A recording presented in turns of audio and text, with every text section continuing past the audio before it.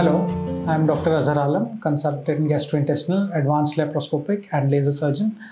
আর আজকে আমরা ডিসকাস করব মেডিসিন ফর পাইলস, মানে পাইলসের মেডিসিন দিয়ে কি চিকিৎসা হয়। সবথেকে আগে পাইলসের সিমটমসটা কি?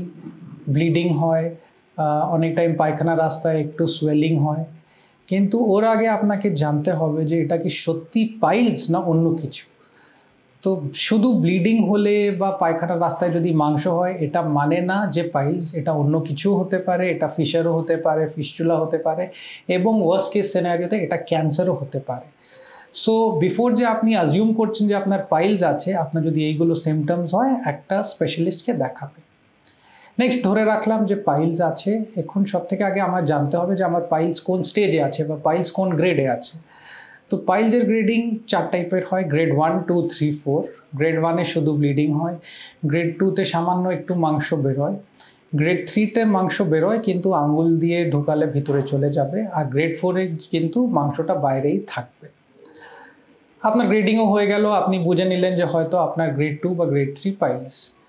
এখন আপনি কিন্তু অপারেশন করাতে চাচ্ছেন না, আর আপনি জানতে চাচ্ছেন যে আমি কি মেডিসিন বা অন্য কিভাবে অপারেশন ছাড়া কিভাবে চিকিৎসা করতে পারি।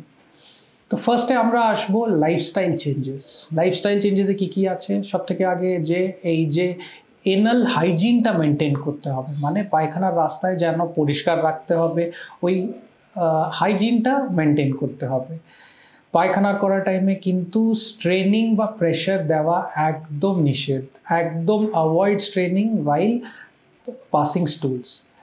কনস্টিপেশনটা অ্যাভয়েড করতে হবে, বেশি জল খেতে হবে, বেশি ডায়েটে ফাইবার্স নিতে হবে, এবং অনেক টাইম সিডস বাদ দিয়ে কিন্তু রিলিফ পাওয়া যায়। তারপরে কিছু কিছু অয়েন্টমেন্টস আছে।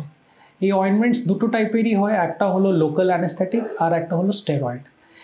কিন্তু স্টেরয়েড নিলে প্রবলেম যেটা হয় যে লং টার্ম ইউজে কিন্তু ওটা পার্মানেন্ট স্কিন ড্যামেজ বা স্কিন আলসার করবে, ওই জন্যে লং টাইম কিন্তু এই অয়েন্টমেন্টসগুলো ইউজ করা কিন্তু রেকমেন্ডেড না। তারপরে প্রশ্ন আসলো যে আমি যদি পাইলসটা ইগনোর করব তাহলে কি হবে? আমি কিছুই করলাম না, আমি জাস্ট রেখে দিলাম। সব থেকে আগে আপনার সিভিয়ার ব্লাড লস হয়ে কিন্তু আপনার অ্যানিমিয়া হতে পারে, মানে শরীরের রক্ত কমে গেলে কিন্তু তারপরে ব্লাড ট্রান্সফিউশন লাগবে। নেক্সট হলো যে আপনার গ্রেডিংটা বাড়তে পারে, হয়তো আপনার ইনিশিয়ালি গ্রেড 1 বা 2 ছিল, এটা কমপ্লিকেট হয়ে গ্রেড 4 হয়ে গেল, মানে জিনিসটা কমপ্লিকেটেড হয়ে গেল। এটাকে বলা হয় স্ট্র্যাঙ্গুলেটেড পাইলস, মানে ওই পাইলস মাংসর ব্লাড সাপ্লাই কমে গেলে কিন্তু ওখান থেকে কিন্তু আবার স্কিন নেক্রোসিস হবে, মানে স্কিনের ডেথ হওয়া শুরু হবে। আর একটা কমপ্লিকেশন পাইলসটাকে ইগনোর করলে কি হয় যে ওখানে এনাল ইনফেকশন হতে পারে, এবং রেকারেন্ট ইনফেকশন, পুজ জমে যেতে পারে, অ্যাবসেস হতে পারে। আর লাস্টলি যে পাইলস ইগনোর করলে কিন্তু অনেক টাইম হয়তো আপনি পাইলস ইগনোর করছেন না, আপনি ব্লিডিংটা ইগনোর করছেন, আর পরে যেন এটাই ক্যান্সার কিন্তু থাকতে পারে। তো পাইলসের চিকিৎসার প্রসেসে হয়তো আপনার ক্যান্সার ছিল, ওটা ধরা পড়ে গেছে, বাট এটাই যদি ইগনোর করবেন তাহলে ওই ক্যান্সারটা কিন্তু আনডায়াগনোসড থেকে যাবে। অপশানস কী আছে আমাদের? তাহলে আর্লি স্টেজে যাদের একদম প্রাথমিক স্টেজ আছে ওদের কিন্তু মেডিসিন বা এই লাইফস্টাইল চেঞ্জেস দিয়ে পাইলসের খুব ভালো চিকিৎসা হয়। যাদের একটু অ্যাডভান্স স্টেজ আছে তাহলে কিন্তু ওদের ক্ষেত্রে surgery is the only option and is the best option. Surgery দু টাইপের হয়, ওপেন সার্জারি আর লেজার সার্জারি। আজকের ডেটে ওপেন সার্জারি প্রচুর কমপ্লিকেশনস, অনেক লম্বা টাইম কিন্তু বেড রেস্ট থাকতে হবে, রিকভারি অনেক ডিলেড, এবং স্টুলের উপর কন্ট্রোল হারিয়ে যাওয়ার একটা রিস্ক থাকে, যেটাকে বলা হয় ফিকাল ইনকন্টিনেন্স। লেজার আজকের ডেটে খুবই একটা অ্যাডভান্স সলিউশন, নেক্সট দিন থেকে আপনি সব কিছুই করতে পারবেন এবং খুব র্যাপিড রিকভারি হবে, আর এই যে ফিকাল ইনকন্টিনেন্সের কিন্তু কোনো চান্স নেই।